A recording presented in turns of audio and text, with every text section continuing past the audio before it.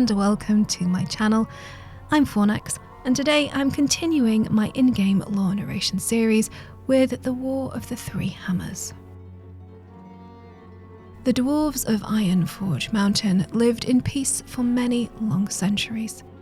However, their society grew too large within the confines of their mountain cities.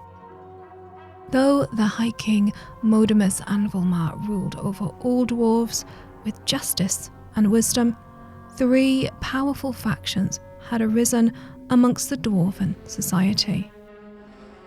The Bronzebeard clan, ruled by Thane Madaran Bronzebeard, held close ties to the High King and stood as the traditional defenders of Ironforge Mountain. The Wildhammer clan, ruled by Thane Kadros Wildhammer, inhabited the foothills and crags around the base of the mountain and sought to gain more control within the city. The third faction, the Dark Iron clan, was ruled by the sorcerer Thane Tharazane. The Dark Irons hid within the deepest shadows under the mountain and plotted against both their Bronzebeard and Wildhammer cousins.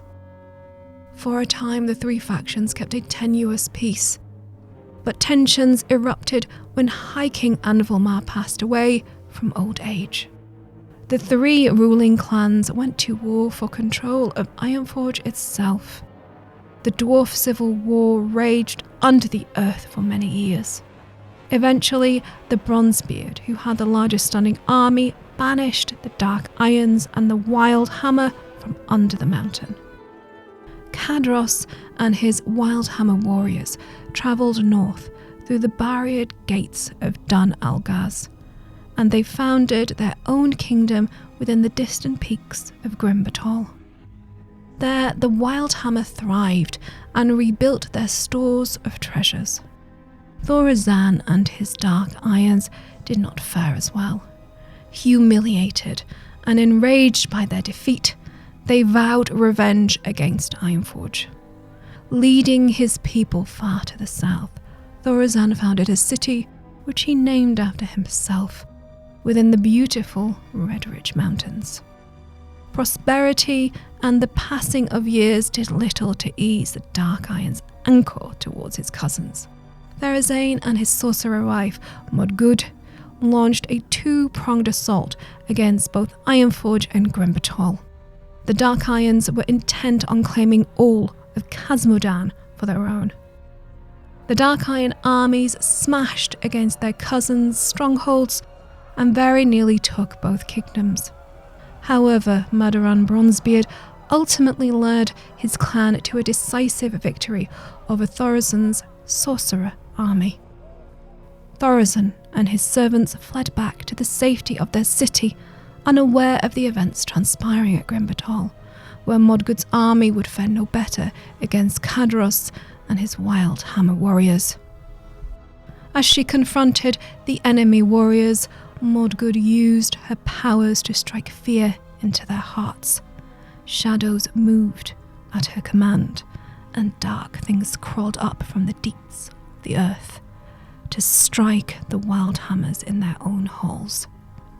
Eventually, Modgud broke through the gates and laid siege to the fortress itself. The Wildhammers fought desperately. Kadros himself waded through the rolling masses to slay the Sorcerer Queen. With their queen's loss, the Dark Iron fled before the fury of the Wildhammer. They raced south towards their king's stronghold, only to meet the armies of Ironforge, who had come to the aid of Grimbatol. Crushed between two armies, the remaining Dark Iron forces were utterly destroyed. The combined armies of Ironforge and Grimbatol then turned south, intent on destroying Thorazan and his Dark Irons once and for all. They had not gone far when Tharazane's fury resulted in a spell of cataclysmic proportions. Seeking to summon a supernatural minion that would ensure his victory, Therazane called upon the ancient powers sleeping beneath the world. To his shock and ultimate doom, The creature that emerged was more terrible than any nightmare he could have imagined. Ragnaros the Fire Lord, immortal lord of all fire elementals, had been banished by the Titans when the world was young. Now freed by Thorazon's call, Ragnaros erupted into being once again. Ragnaros's apocalyptic rebirth into Azeroth shattered the Red Ridge Mountains and created a raging volcano at the center of the devastation. The volcano, known as Black Rock Mountain, was bordered by the Searing Gorge to the north and the Burning Steppes to the south. Though Thorazon was killed by the forces he had unleashed, his surviving brethren were ultimately enslaved by Ragnaros and his elementals. They remain within the deeps of Blackrock to this day. Witnessing the horrific devastation and the fires spreading across the southern mountains, King Madaran and King Gadaros halted their armies and hastily turned back towards their kingdoms, unwilling to face the awesome wrath of Ragnaros. The Bronzebeards returned to Ironforge and rebuilt their glorious city. The Wildhammers also returned home to Grim Batol. However, the death of Mudgud had left an ancient evil stain on the mountain fortress, and the Wildhammer found it uninhabitable. They were bitter in their hearts over the loss of their beloved home. King Bronzebeard offered the Wildhammer a place to live within the borders of Ironforge. The Wildhammer steadfastly refused. Kadaros took his people north towards the lands of Lordaeron, settling within the lush forests of the hinterlands.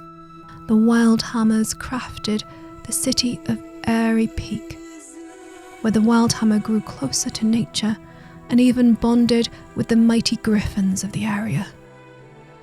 Seeking to retain relations and trade with their cousins, Ironforge dwarves constructed two massive arches, the Thandrol Span, to bridge the gap between Khazmodan and Lordaeron. Bolstered by mutual trade, the two kingdoms prospered. After the deaths of Madaran and Kudros, their sons jointly commissioned two great statues in honor of their fathers. The two great statues would stand guard over the pass into the Southlands, which had become volcanic in the wake of Ragnaros' scorching presence.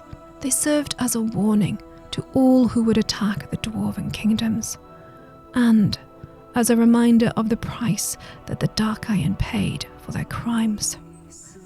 The two kingdoms retained close ties for many years, but the Wildhammer were much changed by the horrors they witnessed at Grim Batol. They took to living above ground on the slopes of Airy Peak, instead of carving a vast kingdom within the mountain. The ideological differences between the two remaining dwarf clans eventually led to their parting of ways. Thank you for listening to my narration. I hope you enjoyed it. I want to say a big thank you to Craig, Ken Schneider, and Ada, and all my patrons. They allow me to dedicate the time and energy I do to content creation, which I dearly love. I can never thank them all enough, and I promise I will work hard every day to be worthy of their commitment and dedication. Now I hope you will join me again as I continue my journey through the lore of Azeroth. But until then, as always, thanks for watching.